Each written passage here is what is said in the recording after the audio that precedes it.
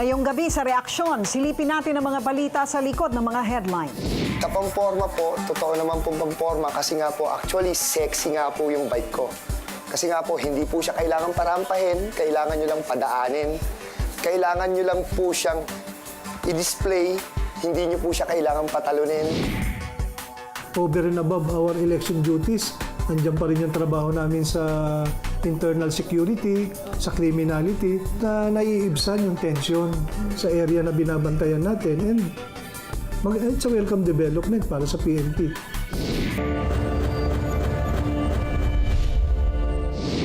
Kung noon mga kotse at motorsiklo lang ang pwedeng i-customize, ngayon ang mga bisikleta hindi na rin daw pahuhuli sa pormahan. Sa isang bicycle shop sa Legarda, Maynila, kayang-kaya raw i-transform at gawing magagara ang mga bisikleta para ipang-rampa. Tara na't makipadyak sa nauusong lower ride bikes sa report na ito.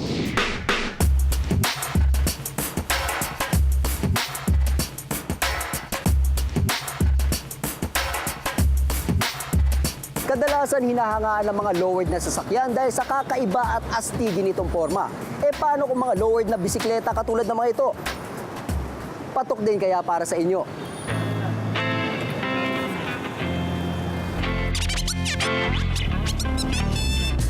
Lowrider o lowered bikes ang tawag dito. Mas mababa ang pedal at upuan kumpara sa ordinaryong bisikleta. Mas agaw pansin din ito dahil sa disenyo. Una raw itong nauso sa ibang bansa gaya ng Amerika noon pang 1960s. Ang lowrider bike is a bling-bling in the States. Yung mga gangster sa States, yan ang ginagamit nila.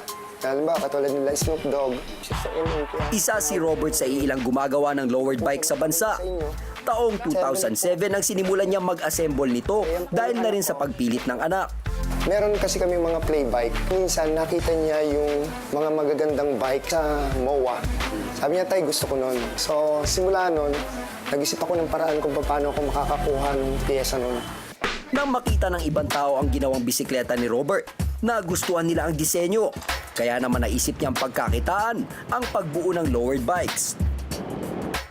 Nung panahon na yon, isa pa lang ang kilala kong gumagawa ng lowrider. Bali, babagsak na, pangalawa pa lang ako. Ibig sabihin, meron pang market. Manggagaling pang piyesa niya sa LA, kaso mahal. So, produce ako dito sa atin para kahit paano makatipid tayo. Karamihan sa parte ng bisikleta, hinuhulman ni Robert mula sa bakal sa kabubuuin. Sa internet daw siya tumitingin nang pwedeng panggayahan ng disenyo at forma. Para naman hindi tayo masabi na nanggaya ka na lang, pangit pa, modify ko pa to para mas maganda ng konti. Sa ngayon, mahigit 200 lowered bikes na ang kanya na ibebenta. Usually, bumibili sa amin mga bata na mahilig sa hip-hop, mahilig sa parang yung mga gangster na kahit hindi naman, formang gangster.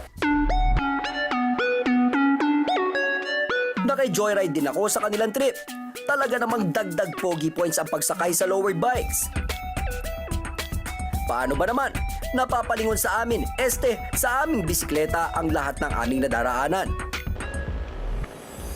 Kakaiba yung bike nila, may mga extra gulong pa sa likod. Ganda po, sobra. Astig eh. May kaibahan sa pagmamaniobra ng lowered bikes kung ikukumpara sa mga ordinaryong bisikleta.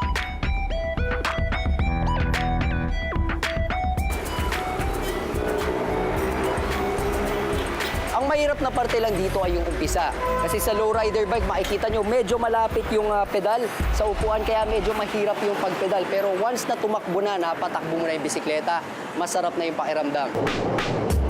May iba't ibang klase ng lowered bikes. Una ang tinatawag na classic dahil sa simpleng disenyo nito. Pinakamabenta naman ang twisted o yung pilipit ang hawakan at rayos ng gulong.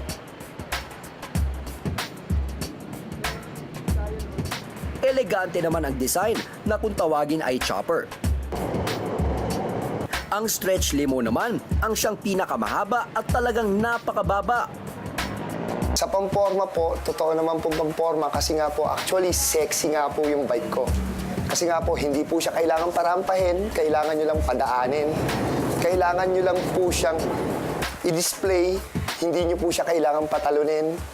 Naglalaro ang presyo ng mga lowrider bikes mula 12 hanggang 70,000 piso, depende sa kung gaano kaastig ang gusto nyong disenyo.